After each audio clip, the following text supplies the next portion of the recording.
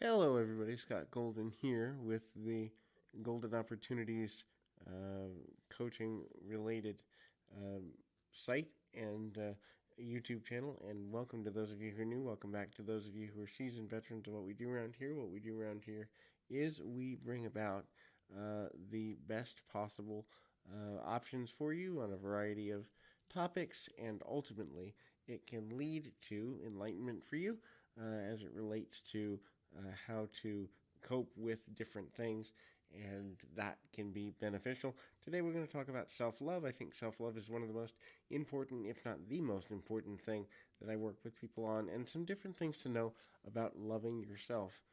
It will ebb and flow over time. And so the ebb and flow is sometimes you're going to feel good about yourself, sometimes you're not. The reality of that situation is ultimately you are going to need, or it would benefit you to, kind of feel a little bit better about how to look at the world differently in a reasonable way. And ultimately, you can kind of see yourself as someone who is constantly changing and evolving and growing as it relates to your level of love. Loving yourself is not selfish. Now, we unfortunately live in a society where guilt and condemnation and public perception and expectation, all of these are used in great detail to try to get us to behave in a certain manner. This can be extremely detrimental to a person who is, struggling in that way, mainly because at the end of the day, there is the kind of realization and reality that sooner or later we have to see ourselves in a new light in order to be able to handle um, the challenges that come with daily living, and to love ourselves is the only way we can survive to take care of others. So without self-love, we're really not good to ourselves or anybody else.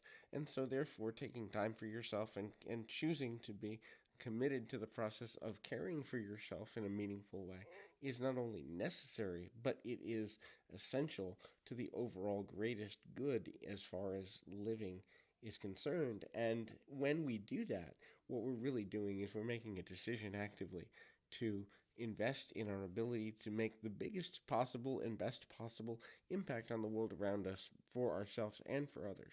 The next thing is it takes time. So the commitment that it takes, and I'm going to blend two of the things on this list. It takes time and commitment. The commitment that it takes to learn to love yourself completely, that is, accept your flaws and your strengths, accentuate your strengths, cover your weaknesses, value all of yourself as a work in progress and process is important. The balance that comes with the process of doing that is, in fact, one of the most important and valuable things that you will ever do in your life is finding that balance. When you don't understand how to balance yourself, when you don't understand how to kind of find that inner innermost value, there is the necessity of understanding that you will burn out, and the balance is important. That is, I want to serve others, I want to serve myself, I want to make time for relaxation, I want to make time for progress. Finding the reality that the need for progress is there, but also progress means taking time to relax and reflect.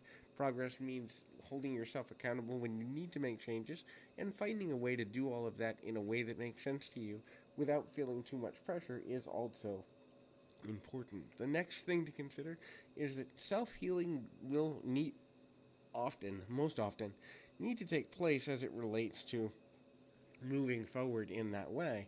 And so self healing could be self forgiveness, it could be looking at yourself in a different light, it could be accepting the things you couldn't change and also accepting your mistakes. The forgiveness piece in that can often be, hey, I wasn't focused on the right things, or I wasn't focused on the things that I wish I would have been, and giving yourself the grace to admit that you didn't know everything you could have known or might have wanted to know in order to make the most informed decisions possible for your life and the ripple effect that your decisions had on other people's lives. This is neither good nor bad, it's neither right nor wrong, it just is as an opportunity to reflect on the need to heal oneself. The sometimes, most often, and I encourage anybody who's struggling with this, the the art of loving oneself is an evolutionary process. So, what you think loving yourself is, and thereby what you think loving others is, at, say, 20 is going to be different than it is at, say, 40, which is going to be different than it is at 65, which is going to be different than it is on your way out the door at 80. And so the evolution of what our definition of love is something that we need to do in order to make sure that what we need and what we desire and what we want our life to look like is attainable versus something that we almost damn ourselves to be unable to attain. Not necessarily because the decision is, quote, right or wrong, but in fact because the decision is ultimately not in our greatest good unless we make a decision to, you know, have have a focus on healing. And healing is an ever evolving process. We will make missteps almost on a daily basis, or several times a week, several times a month, whatever. And so giving ourselves permission to check if there's something we need to heal or focus on and give ourselves forgiveness for is also an essential part to living effectively and efficiently in that way. The next thing to consider is we need to give ourselves permission to dream. A lot of times, what happens is children, especially, or young adults, will live their parents' dream, or their friend's dream, or their partner's dream. And then we get to a midpoint in life, in our 30s and our 40s, sometimes even older, where it's like, hey, I've wasted the majority of my life, or I've done things within my life that I'm not proud of, or that I wish I hadn't put time into.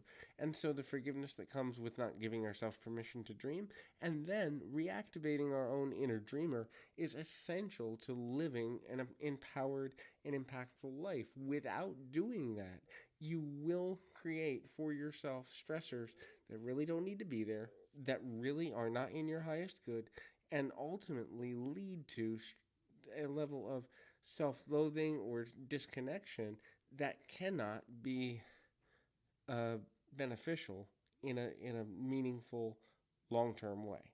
And so hopefully this has been helpful. I encourage you, if there is anything that is beneficial to you, to go ahead and reach out. And I encourage you, keep your feet on the ground, your mind in the moment. Until next time, everybody.